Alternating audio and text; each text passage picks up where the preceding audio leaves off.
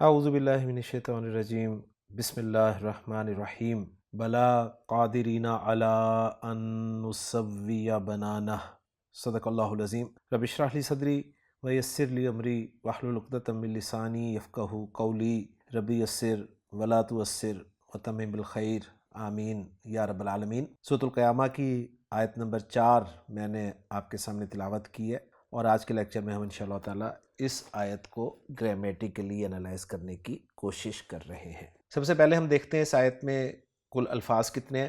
تو اس آیت میں جو کل الفاظ ہیں ان کی تعداد 7 ہے۔ پہلا لفظ بلا ہے، دوسرا قادرینہ، تیسرا علا، چوتھا ان، پانچواں نسویہ، چھٹا بنانا اور ساتواں ہو۔ تو یہ 7 الفاظ پہ مشتمل آیت ہے۔ اب ہم دیکھتے ہیں اس آیت میں اسماء کون کون سے ہیں، حروف کون کون سے ہیں، اور فعل کون کون سے ہیں۔ تو پہلا لفظ جو ہے وہ ہے جی بلا۔ بلا یہ ایک حرف ہے، اور اس حرف کے بارے میں آپ کے سامنے حافظ احمد یار صاحب کی جو محنت ہے وہ رکھنا چاہتا ہوں۔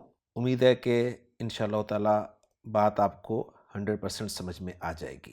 حافظ صاحب فرماتے ہیں کہ یہ جو بلا لفظ ہے یہ کلمہ کی قسم حرف سے تعلق رکھتا ہے، اور اسے حرف جواب کہا جاتا ہے۔ لسان القرآن کورس میں آپ کو یاد ہوگا کہ جب ہم نے جملے کو سوالیہ بنایا تھا، چاہے وہ جملہ اسمیہ تھا یا جملہ فعلیہ تھا، تو ہم نے حروف استفہام اور اسماء استفہام پڑھے تھے، اور ہم نے حروف استفہام کے بارے میں یہ پڑھا تھا کہ یہ کل 2 ہیں، حمزہ اور حل، اور یہ بتایا تھا کہ یہ ان سوالوں کے لیے استعمال ہوتے ہیں جن کا جواب آپ ہاں یا نہ میں دے سکتے ہیں۔ جواب کے لیے ہم نے 2 حروف پڑھے تھے کہ اگر جواب ہاں میں ہو تو ہم عربی میں نعم کہیں گے، یعنی جو لفظ استعمال کریں گے وہ نعم ہوگا۔ نعم کے معنی ہے ہاں، جس انگریزی میں ہم یس کہتے ہیں۔ اور اگر ہمارا جواب نہیں میں ہوگا تو ہم اس کے لیے عربی زبان کا لفظ لا استعمال کریں گے، جسے انگریزی میں نو کہا جاتا ہے۔ تو یہ 2 حروف ہم نے پڑھے تھے، نعم اور لا، اور یہ دونوں حروف جو ہیں یہ میں نے آپ کو بتایا تھا کہ یہ حروف جواب کہلاتے ہیں۔ تو بلا جو ہے یہ بھی نعم اور لا کی طرح ایک حرف جواب ہی ہے۔ اب فرق یہ ہے بلا کے حوالے سے کہ یہ ہمیشہ، میں بلا کی بات کر رہا ہوں، کہ یہ ہمیشہ کسی منفی جملے کے جواب میں استعمال ہوتا ہے۔ بلا ہمیشہ کسی منفی جملے کے جواب میں استعمال ہوتا ہے، اور اس کا مقصد نفی کا انکار ہوتا ہے، یعنی یہ نفی کے انکار کے لیے استعمال ہوتا ہے۔ منفی جملے کے جواب میں استعمال ہوتا ہے اور مقصد اس کا نفی کا انکار ہوتا ہے۔ یعنی منفی جملے میں جس بات کا انکار کیا گیا ہو، یعنی ایک منفی جملہ ہوگا اس میں کسی بات کا انکار کیا گیا ہوگا، یہ لفظ اس انکار کا رد کرتا ہے اور اس کے مقابلے پر اس بات کا اقرار ثابت کرتا ہے۔ امید ہے بات سمجھ میں آ رہی ہوگی آپ کو۔ مزید یہ کہ عموماً یہ کسی منفی جملہ استفہامیہ کے جواب میں اقرار کے مفہوم کے لیے آتا ہے۔ یعنی پہلے ہم نے پڑھا کہ یہ کسی منفی جملے کے جواب میں استعمال ہوتا ہے ہمیشہ، اور اب ہمارے سامنے یہ بات آئی ہے کہ وہ منفی جملہ جو ہے وہ استفہامیہ بھی ہو، یعنی یہ منفی جملہ استفہامیہ کے جواب میں اقرار کے مفہوم کے لیے آتا ہے، اقرار کا مفہوم دیتا ہے، یہ ذہن میں رکھیے گا۔ اگرچہ بعض دفعہ بغیر استفہام کے منفی جملے کے جواب میں نفی کو رد کر کے فعل منفی کا اقرار کرنے کے لیے بھی آتا ہے۔ اچھا، اس کے مقابلے میں نعم اور لا صرف استفہام کے جواب میں استعمال ہوتے ہیں، یعنی وہ جو نعم اور لا 2 حروف جواب ہیں نا، وہ صرف استفہام کے جواب میں استعمال ہوتے ہیں، جبکہ یہ منفی جملہ استفہامیہ کے جواب میں استعمال ہوتا ہے۔ میں مثال دیتا ہوں تو بات انشاءاللہ تعالی 100% کلیئر ہو جائے گی۔ مثلا اگر کوئی کہے کہ ازید فی البیتی، ازید فی البیتی، تو نوٹ کریں کہ ازید فی البیتی یہ جملہ سوالیہ ہے، لیکن یہ منفی جملہ سوالیہ نہیں ہے۔ ازید فی البیتی، کیا زید گھر میں ہے؟ اب چونکہ یہ منفی جملہ سوالیہ نہیں ہے تو اس کے جواب میں ہم نعم بھی کہہ سکتے ہیں کہ ہاں، اور لا بھی کہہ سکتے ہیں یعنی نہیں۔ لیکن اگر کہا جائے الیس زید فی البیت، اب دیکھیں الیس زید فی البیت جو ہے یہ استفہامیہ بھی ہے اور منفی بھی ہے. کیا زید گھر میں نہیں ہے؟ اس کا مطلب ہے کیا زید گھر میں نہیں ہے. تو اس کے جواب میں اگر نعم کہا جائے تو اس کا کیا مطلب ہوگا؟ اس کا مطلب ہوگا نعم لیس زید فی البیت، یعنی ہاں زید گھر میں نہیں ہے. اور اگر اس الیس زید فی البیت کے جواب میں بلا کہا جائے، بلا، تو اس کا مطلب ہوگا بلا زید فی البیت. کیا مطلب؟ کہ ہاں زید گھر میں ہی ہے. یعنی یہ بلا ہاں کے لیے استعمال ہوتا ہے لیکن منفی جملہ استفہامیہ کے جواب میں استعمال ہوتا ہے، یہ ذہن میں رکھیے گا. اب یہی وجہ ہے کہ اردو میں نام کا ترجمہ تو ہاں سے ہی کیا جاتا ہے، مگر بلا کا ترجمہ کیوں نہیں، ہاں کیوں نہیں جیسے الفاظ سے کیا جاتا ہے. اور اگر کوئی آدمی استفہام کے بغیر منفی جملہ لیس زید فی البیت زید گھر میں نہیں ہے کہے اور سننے والا کہے بلا، تو اس کا مطلب ہوگا تم غلط کہتے ہو بلکہ زید گھر میں ہی ہے. تو میں نے کچھ انفارمیشن آپ کے سامنے رکھی ہے جو کہ حافظ احمد یار صاحب نے بیان کی ہے. مزید وہ بتا رہے ہیں کہ یہ لفظ بلا جو ہے یہ قرآن مجید میں 22 جگہ پر استعمال ہوا ہے اور ان میں سے 10 سے زیادہ مقامات پر تو یہ استفہام مع نفی کے جواب میں آیا ہے، یعنی استفہام مع نفی ہے اس کے جواب میں آیا ہے. جیسے سورۃ الاعراف میں اللہ تعالیٰ نے ارشاد فرمایا کہ الستو بربکم، اور سورۃ البقرہ میں اللہ تعالیٰ نے ارشاد فرمایا اولم تؤمن. باقی تمام جگہوں پر یہ مطلقاً انکار اور نفی کی تردید میں واقع ہوا ہے. اس کا ترجمہ جو ہے کیوں نہیں، ہاں کیوں نہیں کی بجائے واقعی بات تو یہ ہے کہ، سچ تو یہ ہے کہ، بات یہ ہے کہ، بلکہ اصل یہ ہے کہ کی صورت میں کیا جاتا ہے. تو یہ کچھ ورکنگ تھی جو میں نے حافظ احمد یار صاحب کی ورکنگ سے آپ کے ساتھ شیئر کی. تو بلا جو ہے میں نے آپ کو بتایا کہ یہ حرف ہے. کون سا حرف ہے؟ حرف جواب ہے، بالکل اسی طرح جس طرح نعم اور لا جو ہیں وہ یہ حرف جواب ہے. فرق یہ ہے کہ نعم اور لا جو ہے وہ کسی سوالیہ جملے کے جواب میں آپ کہتے ہیں، جبکہ بلا جو ہے یہ سوالیہ منفی جملے کے جواب میں ہاں کے لیے استعمال کیا جاتا ہے. تو پہلا لفظ میں نے تفصیل سے آپ کے سامنے رکھ دیا کہ بلا حرف ہے. دوسرا لفظ جو ہے وہ ہے قادرینہ. اب یہ قادرینہ جو ہے اگر ہم اس پہ غور کریں تو ہمیں اس لفظ کے آخر میں اینا کی آواز سنائی دے رہی ہے، اور ہم جانتے ہیں کہ جو اینا کی آواز ہے یہ 2 جگہوں پر آتی ہے. ایک تو اسم کے آخر میں آتی ہے اور ایک فعل مضارع کی گردان میں واحد مؤنث حاضر کا جو صیغہ ہے نا اس میں آتی ہے. تو اب ہم دیکھتے ہیں کہ کیا یہ اسم ہے یا فعل مضارع ہے.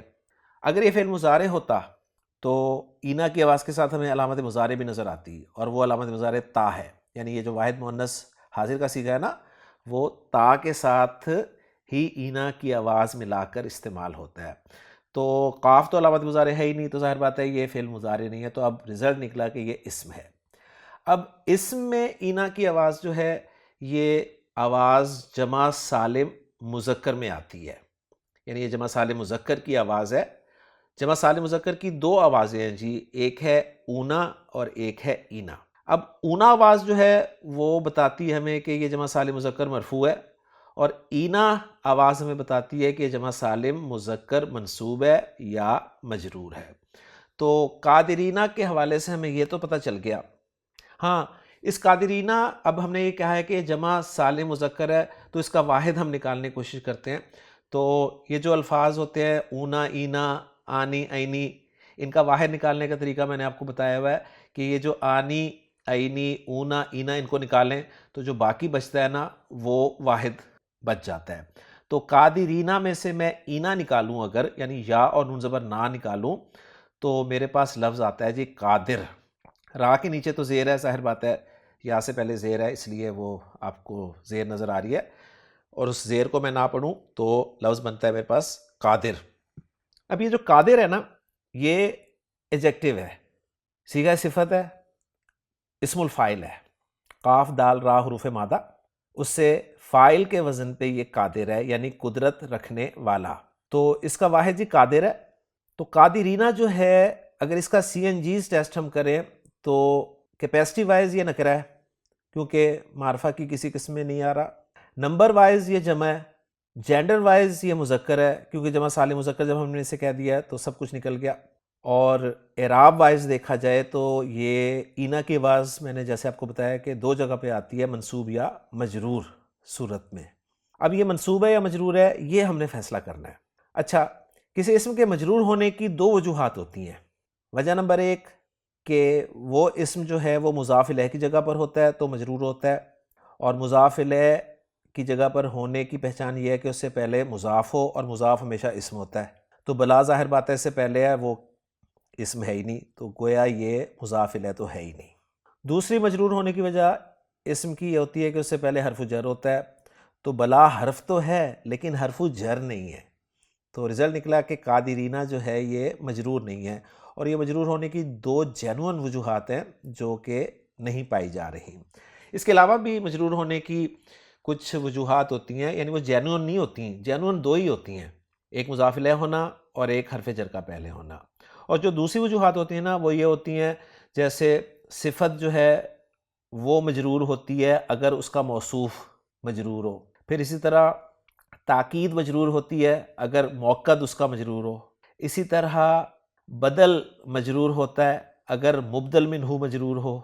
اسی طرح حروف عاطفہ کے ساتھ استعمال ہونے والا جو معطوف ہے وہ مجرور ہوتا ہے اگر معطوف علیہ مجرور ہو. تو ایسا بھی کچھ نہیں ہے، تو رزلٹ نکلا کہ یہ مجرور تو نہیں ہے. کنفرم ہو گیا کہ جی یہ منصوب ہے. اب منصوب یہ کیوں ہے؟ منصوب کی ایک لمبی فہرست ہے، وہ انشاءاللہ تعالی ترکیب کرتے ہم دیکھیں گے کہ یہ منصوب کیوں ہے. آگے چلتے ہیں جی. اگلا لفظ جو ہے وہ ہے الا. الا حرف ہے، کلمہ کی قسم اور حرف جر سے تعلق رکھتا ہے. اور ہم جانتے ہیں کہ حروف جارہ کے بعد ہمیشہ اسم ہوتا ہے. تو آگے دیکھتے ہیں جی آگے کیا ہے. آگے ان ہے. اب ان اسم تو ہے نہیں، ان حرف ہے. اور کون سا حرف ہے؟ ان حرف مصدر ہے. حرف مصدر ہے، ہم نے لسان القرآن کورس میں پڑھا ہے کہ ان جو ہے یہ فعل مضارع سے پہلے استعمال ہوتا ہے اور فعل مضارع کو منصوب کرتا ہے اور فعل مضارع کے ساتھ مل کر مصدر کے معنی دیتا ہے. اس لحاظ سے اس ان کا نام ان مصدریہ رکھ دیا گیا ہے. ایک ان آپ نے پچھلی آیت میں پڑھا تھا جسے ہم نے ان مخففہ من المثقلہ کہا تھا. تو یہ ان جو ہے یہ ان مصدری ہے. اب جب یہ ان مصدری ہے تو اس کے بعد کون ہوگا؟ لازماً فعل مضارع ہوگا. ماضی بھی آ سکتا ہے ان کے بعد، لیکن ہم اگر مضارع والا کانسیپٹ رکھیں نا سامنے تو اس صورت میں یہ بات آپ کو 100% کلیئر ہو جائے گی کہ آگے فعل مضارع ہے اور وہ منصوب ہونا چاہیے، اور وہ ہے نسویہ. اب نسویہ فعل مضارع ہے، منصوب ہے. اب ہم اس نسویہ لفظ کو چیک کریں گے کہ یہ نسویہ لفظ جو ہے یہ فعل مضارع تو ہے، منصوب بھی ہے، یہ ہمیں پتہ چل گیا. لیکن کیا یہ فعل مضارع منصوب ایکٹیو وائس ہے یا پیسو وائس ہے؟ اس کے لیے میں نے آپ کو ایک ٹیسٹ بتایا ہوا ہے کہ علامت مضارع اگر پیش کے ساتھ ہو تو 4 پاسبلٹیز میں سے ایک پاسبلٹی ہوتی ہے. ذہن میں تازہ کر لیں. پھر علامت مضارع پیش والی ہو تو وہ پیسو وائس ہو سکتا ہے. اس کے لیے دیکھنا کیا ہوتا ہے، عین کلمہ جو ہے حروف مادہ کا وہ زبر کے ساتھ ہونا چاہیے. تو دیکھیں جی یہاں پر نون جو ہے علامت مضارع ہے، سین واو اور یا 3 حروف مادہ ہمیں نظر آ رہے ہیں. عین کلمہ واو ہے جو کہ زبر والا نہیں ہے، لہٰذا رزلٹ نکلا کہ یہ پیسو وائس نہیں ہے. دوسری پاسبلٹی یہ ہوتی ہے کہ یہ باب تفعیل کا لفظ ہو سکتا ہے، اور اس کو کنفرم ہم کرتے ہیں جب عین کلمہ ہمیں شد والا نظر آئے. تو یہاں پر ہمیں عین کلمہ واو شد والا نظر آ رہا ہے، لہٰذا کنفرم ہو گیا کہ یہ باب تفعیل ہے. تو روٹ لیٹرز ہیں جی سین واو یا، باب تفعیل. اب سین واو یا اگر حروف مادہ کے اعتبار سے فعل کو دیکھا جائے تو آپ کو یاد ہوگا لسان القرآن کورس میں ہم نے صحیح اور غیر صحیح فعل کی تقسیم بھی پڑھی ہے. صحیح فعل وہ فعل کہلاتا ہے، اور یہ تقسیم جو ہے وہ یہ حروف مادہ کے اعتبار سے ذہن میں رکھیے گا. صحیح فعل وہ فعل کہلاتا ہے جس کے حروف مادہ میں نہ تو حمزہ ہو، نہ ہی کوئی حرف ریپیٹ ہوا ہو، یعنی حرف کی ریپیٹیشن نہ ہو، حرف کی تکرار نہ ہو، اور نہ ہی حروف مادہ میں حروف علت میں سے کوئی حرف ہو، یعنی نہ تو واو ہو نہ یا ہو۔ اگر ان تینوں صورتوں میں سے کوئی صورت ہوگی تو وہ فعل جو ہے وہ صحیح فعل نہیں کہلاتا بلکہ غیر صحیح فعل کہلاتا ہے۔ تو سین واو یا حروف مادہ کو دیکھ کر ہمیں پتہ چل گیا کہ یہ صحیح فعل تو نہیں ہے، تو یہ غیر صحیح فعل ہو گیا۔ اب غیر صحیح فعل میں اگر حمزہ ہو حروف مادہ میں تو ہم اس غیر صحیح فعل کو کہتے ہیں یہ محموز ہے۔ اگر حرف کی ریپیٹیشن ہو رہی ہو تو ہم کہتے ہیں کہ یہ غیر صحیح فعل مضاعف ہے، اور اگر واو یا میں سے ہو کوئی تو ہم کہتے ہیں کہ یہ غیر صحیح فعل جو ہے یہ معطل ہے۔ تو رزلٹ نکلا کہ یہ غیر صحیح فعل معطل ہے۔ اچھا، پھر معطل کی فردر ڈیٹیل ہے کہ اگر حرف علت فا کلمہ کی جگہ پر ہے تو وہ معطل الفا ہے، اگر عین کلمہ کی جگہ پر ہے تو معطل العین ہے، اور اگر لام کلمہ کی جگہ پر ہے تو معطل اللام ہے۔ اور اگر حرف علت دو جگہ پر آ رہا ہے تو پھر وہ لفیف ہے۔ تو اب آپ نوٹ کر رہے ہوں گے کہ یہاں پر واو اور یا دو حروف علت آ رہے ہیں، تو غیر صحیح فعل کی قسم یہ لفیف سے تعلق رکھتا ہے۔ اور لفیف جو ہے پھر اس کی دو قسمیں ہوتی ہیں کہ اگر وہ دونوں حروف علت جو ہیں وہ ساتھ ساتھ ہیں، جیسے کہ یہاں پر ساتھ ساتھ ہیں، یعنی سین واو یا ساتھ ساتھ ہیں، اس اعتبار سے اس لفیف کو کہا جاتا ہے کہ یہ لفیف مقرون ہے۔ اور اگر فرق کے ساتھ ہوں، یعنی پہلا حرف علت ہو، دوسرا حرف کوئی اور حرف ہو، اور پھر حرف علت ہو، تو اس لفیف کو لفیف مفروق کہتے ہیں۔ تو رزلٹ نکلا کہ یہ لفیف جو ہے یہ لفیف مقرون ہے، یعنی جس میں حروف علت جو ہیں وہ ساتھ ساتھ ہے۔ اب جو لفیف مقرون ہوتا ہے نا، یہ معطل العین اور معطل اللام کا کمبینیشن ہوتا ہے، اور یہ بات آپ کو یاد ہی ہوگی کہ معطل العین جو ہے اس کا دوسرا نام اجوف ہے، اور معطل اللام کا دوسرا نام ناقص ہے۔ تو رزلٹ نکلا کہ لفیف مقرون جو ہے یہ اجوف اور ناقص کا کمبینیشن ہے۔ اور یہ بات بھی آپ کو یاد ہوگی کہ لفیف مقرون میں اجوف کے قواعد پھر اپلائی نہیں ہوتے، صرف ناقص کے قواعد اپلائی ہوتے ہیں۔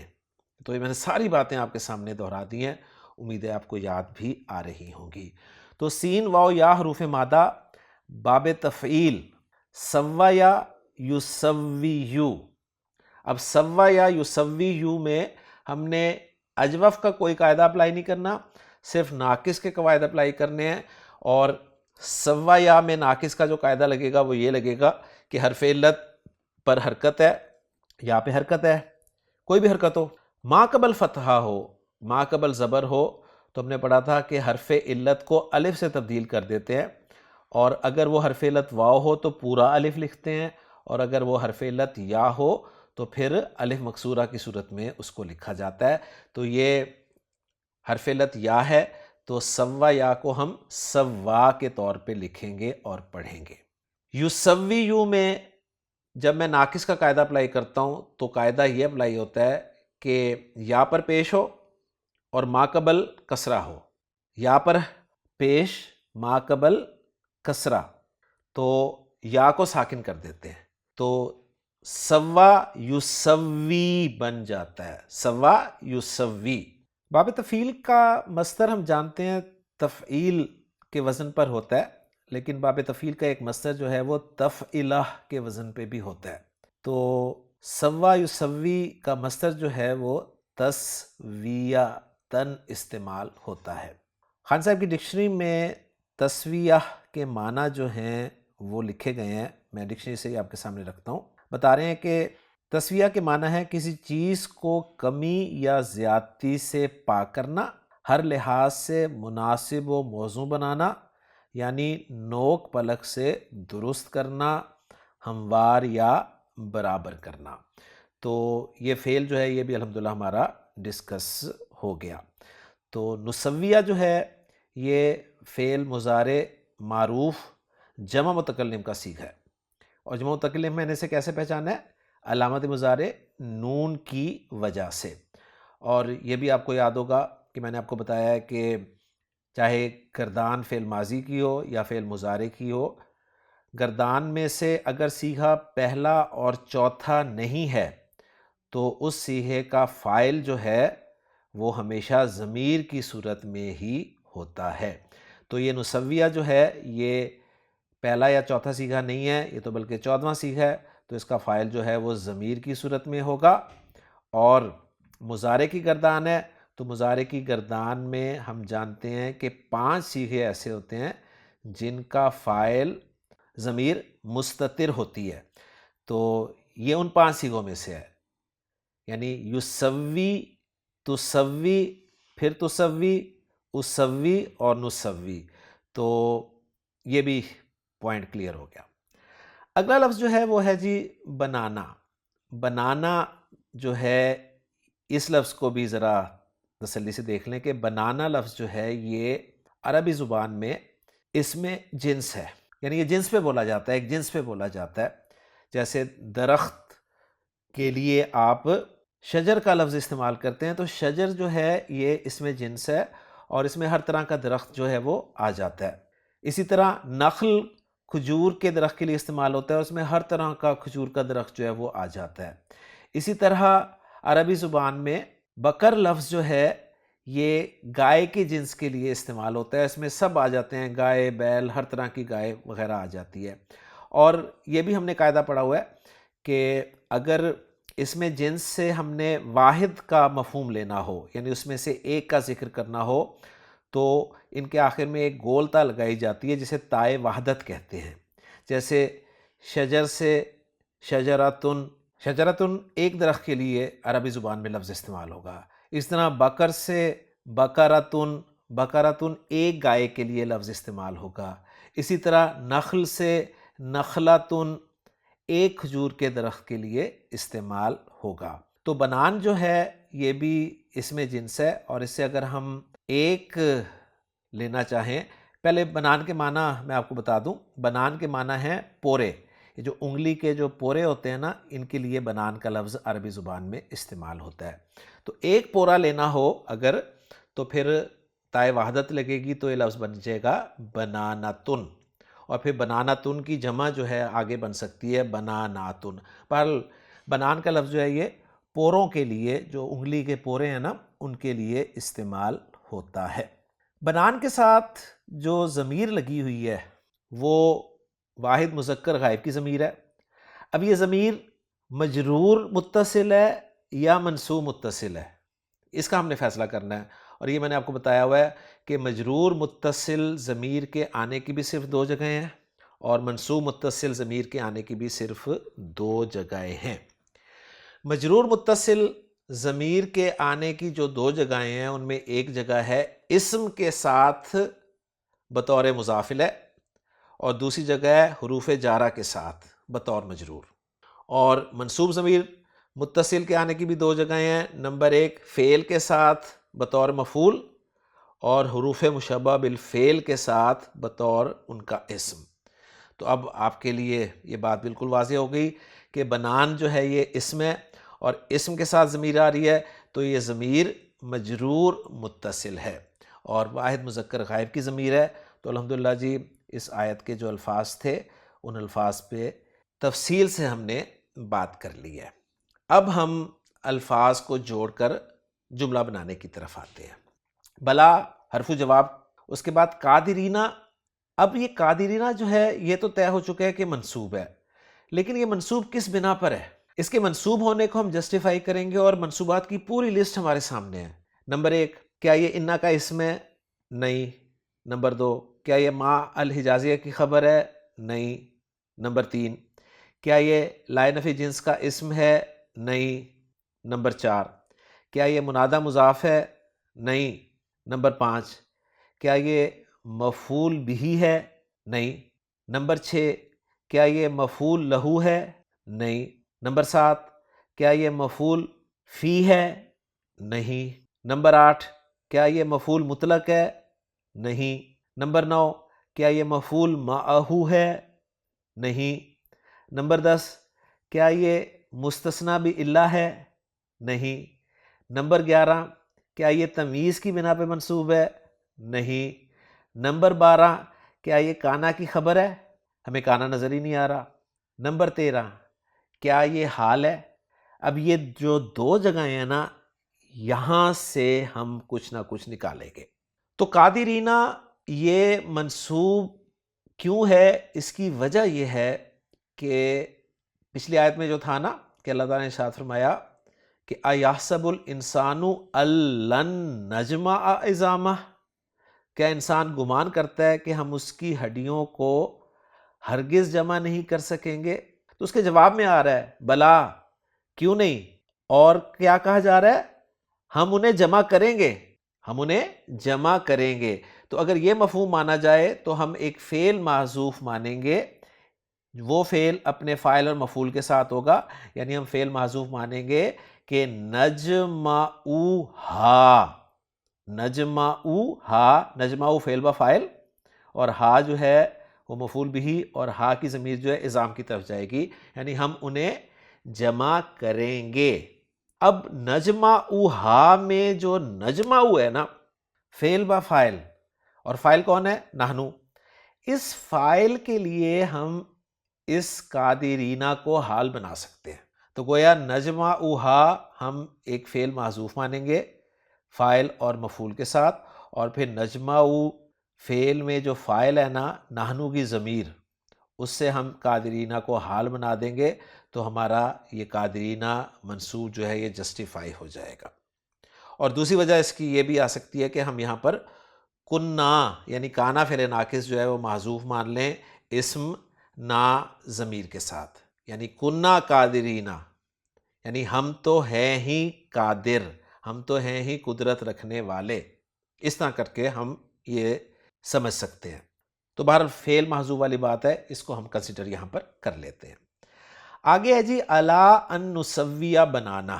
الا حرف جر ہے، الا کے بعد حرف جر کے بعد مجرور ہوگا، اور مجرور ہے ان نسویہ بنانا ہو، یعنی ان نسویہ بنانا ہو یہ مصدر کی تعویل میں ہو کر، مفرد کی تعویل میں ہو کر محلن مجرور بن رہا ہے الا حرف جر کے لیے۔ اب اس کو میں ایکسپلین کرتا ہوں۔ ان مصدریہ، ان مصدریہ کے بعد صلۃ الموصول ہوگا، بالکل اسی طرح جس طرح اسم موصول جب ہوتا ہے نا تو اس کا صلۃ الموصول ہوتا ہے اور ایک جملہ ہوتا ہے، اسی طرح یہ جو حرف مصدر ہوتے ہیں نا انہیں موصول حرفی کہتے ہیں، یعنی وہ جو اسم موصول ہے نا انہیں موصول اسمی کہتے ہیں، اور جو حرف مصدر ہے نا، حرف مصدر تین ہیں جی، ایک ہے ان، ایک ہے ما، اور ایک ہے انا۔ ان اور ما یہ جو حروف مصدر ہے نا انہیں موصول حرفی کہا جاتا ہے، موصول حرفی۔ اب جس طرح موصول اسمی کا صلۃ الموصول ہوتا ہے اسی طرح موصول حرفی کا بھی صلۃ الموصول ہوتا ہے، اور پھر جس طرح موصول اسمی اپنے صلۃ الموصول سے مل کر جملے میں کوئی نہ کوئی پارٹ بنتا ہے، اسی طرح موصول حرفی بھی اپنے صلۃ الموصول سے مل کر جملے کا کوئی پارٹ بنتا ہے۔ تو ان جو ہے یہ موصول حرفی کہہ دیں، ان مصدریہ کہہ دیں، ایک ہی بات ہے۔ اور اب اس کا جو صلۃ الموصول ہے نا وہ ہے نسویہ بنانا۔ نسویہ جو ہے یہ فعل با فاعل ہے، اور بنانا ہو مضاف الیہ ہو کر مفعول بھی ہے۔ یوں نسویہ بنانا ہو فعل اپنے فاعل اور اپنے مفعول بھی سے مل کر جملہ فعلیہ بن رہا ہے، اور ان مصدریہ جملہ فعلیہ کے ساتھ مل کے مصدر کی تعویل میں ہو کر، یعنی میں یوں کہہ دوں کہ موصول حرفی اپنے صلۃ الموصول سے مل کر مصدر کی تعویل میں ہو کر محلن مجرور الا حرف جر کے لیے، اور الا حرف جر اپنے مجرور سے مل کر متعلق ہے قادرینا کے، کیونکہ قادر یا قادرینا اسم الفاعل کا سیکھا ہے نا، اور ہم جانتے ہیں کہ یہ جو جار مجرور ہیں یہ جن چیزوں کے متعلق ہوتے ہیں ان میں ایک اسم الفاعل بھی ہوتا ہے۔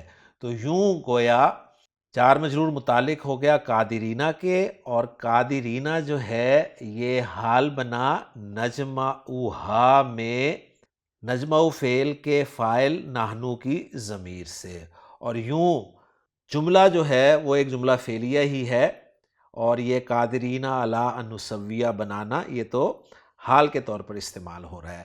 تو یوں گرامیٹیکل انالیسس جو ہے وہ کیا جاتا ہے۔ اب میں آپ کے سامنے اس آیت کا ترجمہ رکھتا ہوں اور مختلف تراجم آپ کے سامنے رکھتا ہوں، اور ہم دیکھتے ہیں کہ کس نے گرامر کے قواعد کو بہت زیادہ دھیان میں رکھتے ہوئے اس آیت کا ترجمہ کیا ہے۔ تو میں 4-5 تراجم آپ کے سامنے رکھ رہا ہوں بغیر کسی کا نام لیے۔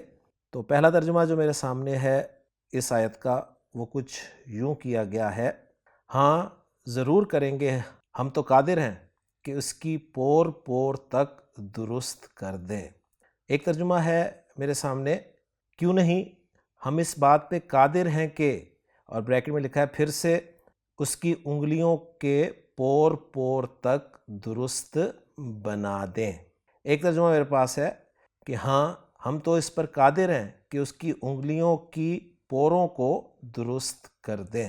ایک ترجمہ اور میرے سامنے ہے، وہ یہ ہے: کیوں نہیں، ہم تو اس کی انگلیوں کی پور پور درست کر دینے پر قادر ہیں۔ اور ایک ترجمہ اور رکھ رہا ہوں آپ کے سامنے، وہ کچھ یوں کیا گیا ہے: کیوں نہیں، اور پھر بریکٹ میں کہا گیا ہے ہم انہیں اکٹھا کریں گے، اور پھر آگے کہا گیا ہے اس حال میں کہ ہم قادر ہیں کہ اس کی انگلیوں کے پورے درست کر کے بنا دیں۔ تو میں نے مختلف تراجم آپ کے سامنے رکھے ہیں تاکہ آپ کو اندازہ ہو جائے کہ قرآن مجید کا ترجمہ کس طرح سے کیا جاتا ہے، اور یہ واقعی علماء کا کام ہے اور بہت مشکل کام ہے کہ کس طرح سے وہ ان چیزوں کو قرآن مجید پڑھنے والوں تک پہنچانے کی کوشش کرتے ہیں۔ تو امید ہے کہ آپ کو ان تراجم سے مدد ملی ہوگی اور آپ نے اندازہ لگایا ہوگا کہ کس کا ترجمہ جو ہے وہ گرامر کے قواعد کے نزدیک تر ہے۔ انشاءاللہ تعالیٰ اگلے لیکچر میں ہم سورۃ القیامہ کی اگلی آیت کے ساتھ آپ سے ملاقات کریں گے۔ اجازت دیجیے۔ سبحانک اللہم و بحمدک، اشہد ان لا الہ الا انت، استغفرک و اتوب الیک۔